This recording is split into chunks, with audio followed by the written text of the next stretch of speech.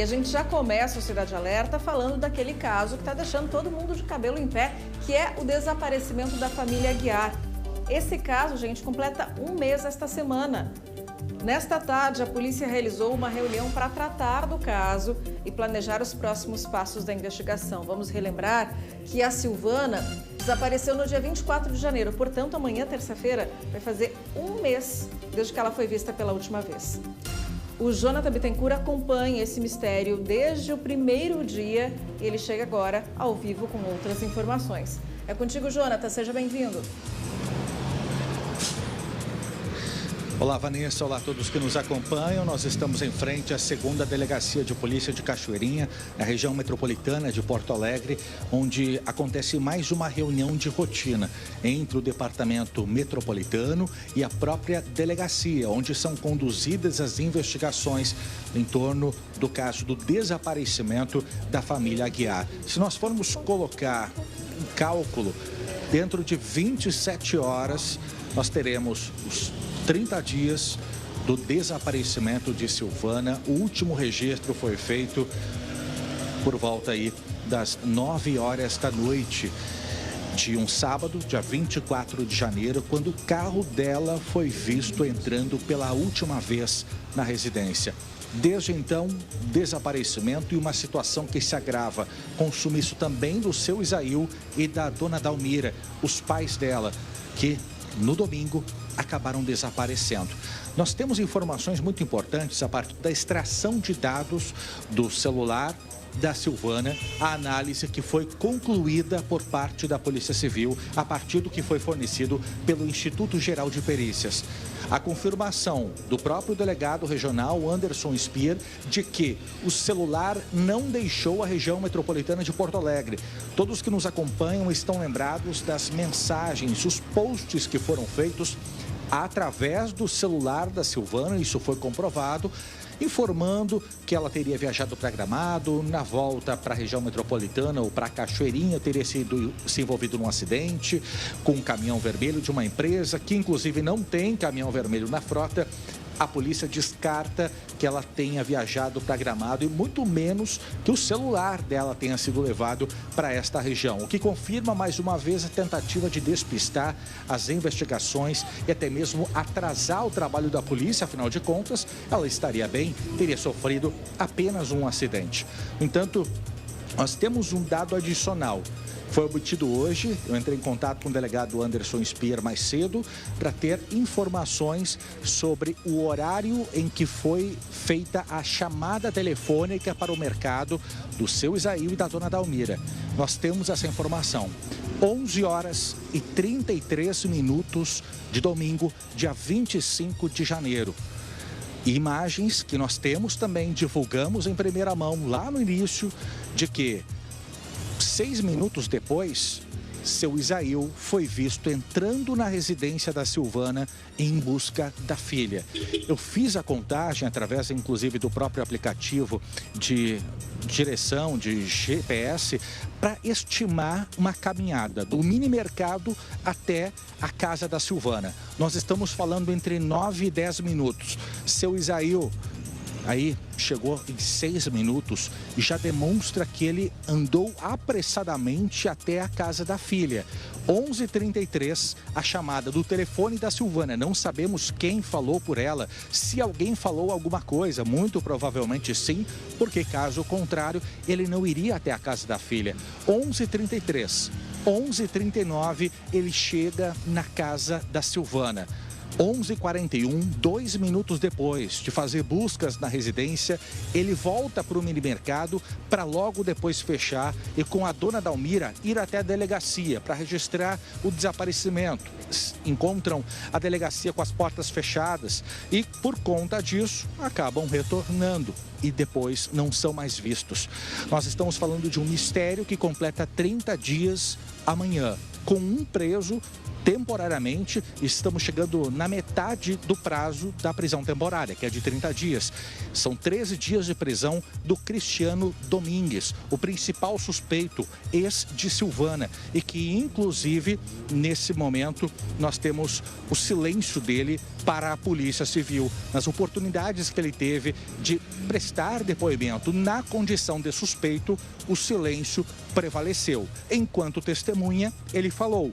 Enquanto suspeito, permaneceu calado. Direito constitucional, não produzir provas contra si mesmo para que a polícia mesma chegue até essas provas. Direito constitucional, volto a dizer.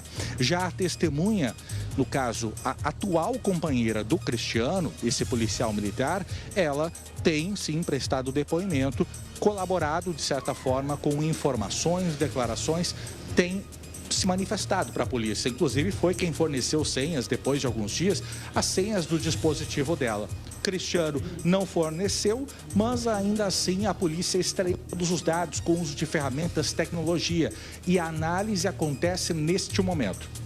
A informação que temos da Polícia Civil é de que o celular do policial militar e da companheira dele, que é a testemunha, estão sendo varridos, percorridos, analisados para elaboração de relatório. Temos dados suficientes no entendimento da Polícia Civil para reforçar a hipótese de que, de fato, aconteceu um crime. Isso foi dito pelo próprio delegado Anderson Speer. Existem elementos suficientes para chegar a isso a partir do que se descobriu no celular da Silvana. Só que existem dados muito sigilosos que não podem ser compartilhados agora, segundo a polícia, porque podem comprometer a investigação. Um passo dado errado daqui para frente pode comprometer o trabalho de investigação da Polícia Civil, alertar os ganchos por vezes e, é claro, acabar prejudicando essa investigação. Vanessa. É isso que a gente também comentava nesses últimos dias de cobertura, né? Eu, o Jonathan, você de casa. Esses detalhes que a polícia tem e que podem comprometer a investigação, se forem mencionados na hora errada, no momento errado, se forem abertos aí no momento errado, isso tudo, por isso que nesses últimos dias a gente vê um silêncio muito grande até mesmo por parte da polícia, né? Não temos muitas informações novas divulgadas, né? O delegado Speer ainda fala conosco, mas ele reafirma tudo que ele já falou até agora. Não tem nenhuma novidade bombástica, nenhuma declaração bombástica, talvez por isso que o Jonathan mencionou. Só que tem um detalhe também que eu e o Jonathan conversávamos desde sexta-feira, no sábado, no Balanço Geral Especial de sábado a gente conversou também, é que este inquérito, tanto de desaparecimento, que vai completar um mês essa semana, quanto o inquérito estão prestes a fazer este mêsversário, como se diz. O inquérito também, um mês de investigações, porque o desaparecimento foi registrado 5 dias depois, né, Jonathan? Então, aos poucos, tem uma questão de prazo processual aí, né? Exatamente, inclusive para que as pessoas possam compreender. Neste momento, nós temos um inquérito em andamento, que está prestes a completar também o mês, apesar dos 5 dias de registro depois do desaparecimento efetivamente da Silvana, a primeira a desaparecer no dia 24 de janeiro. Nós temos um prazo, 30 dias, que podem ser prorrogados. Agora, uma diferença, temos uma pessoa presa, a prisão é temporária, 30 dias prorrogáveis por mais 30. Existindo elementos suficientes para uma prisão preventiva, e acredito que existam esses elementos, a polícia solicita para o judiciário a prisão preventiva, porque existem provas mais robustas. Aí o que acontece? O inquérito passa a ter o prazo máximo de mais 10 dias para ser concluído e ser entregue, passado adiante para o Ministério Público, para o Judiciário, da forma como estiver. Por isso, nesse instante, a polícia trabalha com o prazo da prisão temporária. Existem aí mais dias pela frente, são 13 de prisão, existem até 30 dias, mais dias para que possam se chegar até esses 30, mais 17 dias especificamente, para que essa investigação ela continue na condição de uma prisão temporária. E isso pode ser determinante, inclusive, para se chegar a mais provas, mais elementos. O principal suspeito, ele permanece de boca fechada, em silêncio, como é direito dele.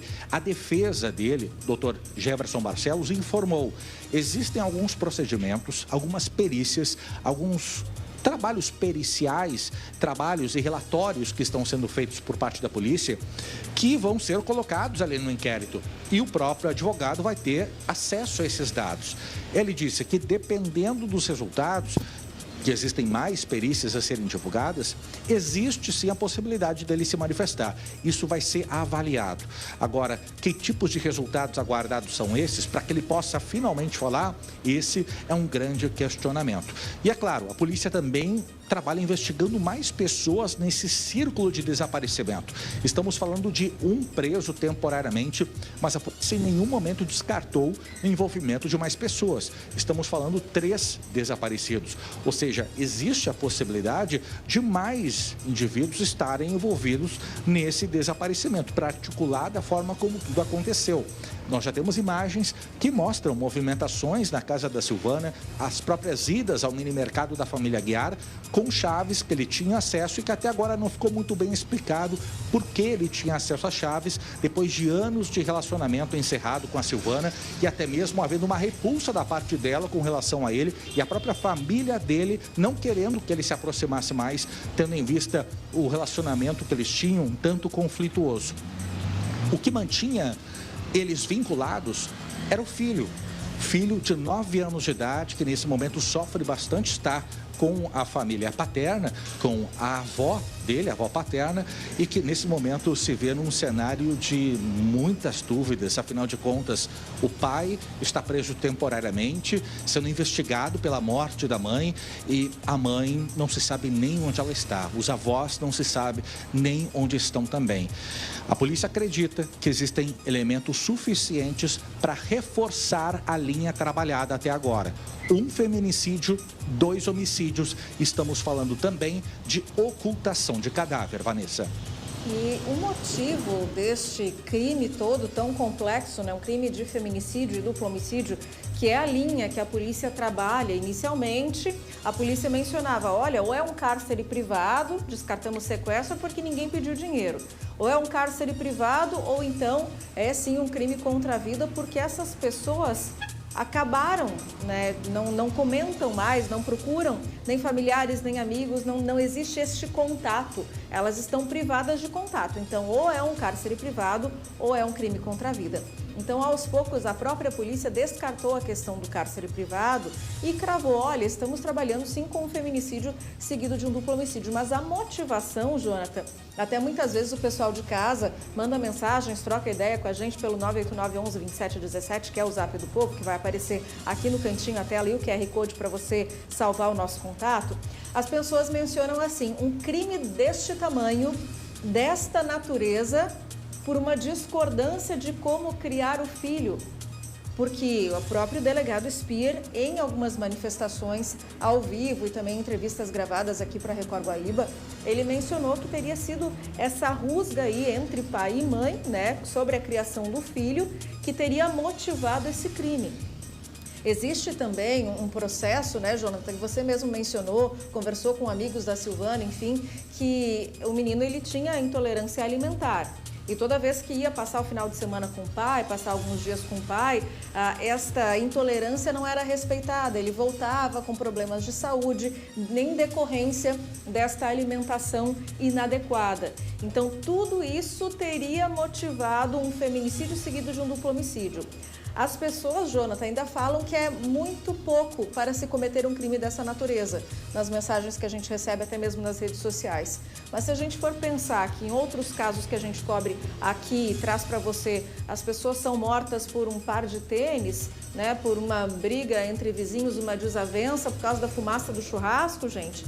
Então, assim, se a polícia tem esta linha de raciocínio, é porque a polícia tem elementos que comprovem esta linha de raciocínio e descartem todas as outras. A menos, Jonathan, que eles tenham alguma outra informação que não mencionaram ainda para a imprensa, correto? Exatamente, até porque nós estamos falando ainda com informações que são tanto sigilosas e que existe a possibilidade de serem explanadas, trazidas ao público nos próximos dias, até mesmo nas próximas horas, não descartamos nenhuma possibilidade. Agora, por que não matar alguém? E aí estou falando de forma hipotética, sem atribuir ao Cristiano especificamente. Por que não matar a ex-mulher para dizer quem é que manda nessa história? Nós estamos falando de um conflito familiar. Nesse caso especificamente, a própria polícia acredita que exista essa relação envolvendo o filho. Pode ser apenas um dos pontos, apenas um dos pilares dessa motivação, não a única motivação, mas ser um dos elementos que trabalham justamente nessa construção de um desaparecimento que terminou com a morte e ocultação do cadáver de uma mulher e dos seus pais. Nós estamos falando também de um relacionamento tumultuado. Tem, inclusive, informações que foram repassadas por uma amiga íntima de que o fim do relacionamento da Silvana com o Cristiano se deu a partir de uma traição dele com uma outra mulher.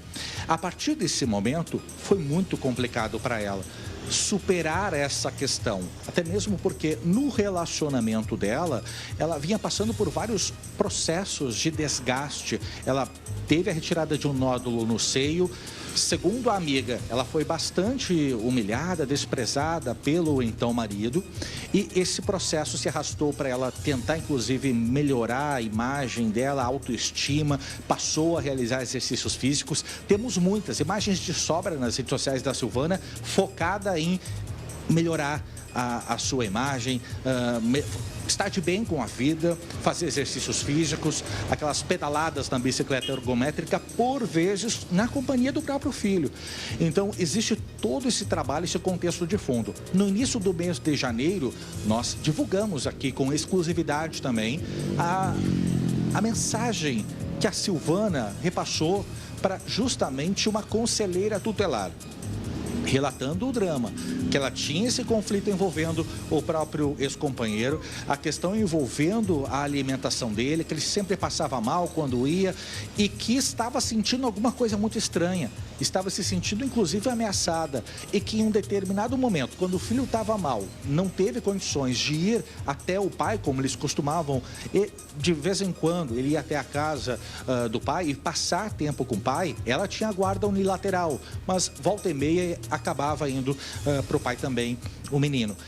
Nessa ocasião que ele não estava bem, o pai teria forçado, inclusive ameaçado, dizendo: quero ver se tu vai no conselho tutelar falar isso que tu tá falando. Foi o que a Silvana falou na mensagem de áudio para a conselheira tutelar, inclusive chegando a dizer que estava até pensando em recorrer ao Ministério Público. Estamos falando de até um pedido de medida protetiva, quem sabe. Nesse período, entre o início do mês de janeiro, a ida até o Conselho Tutelar e 24 de janeiro, nós temos poucas semanas. Pouco tempo se passou. E no momento em que Cristiano estava com o filho, a Silvana e os pais dela desapareceram.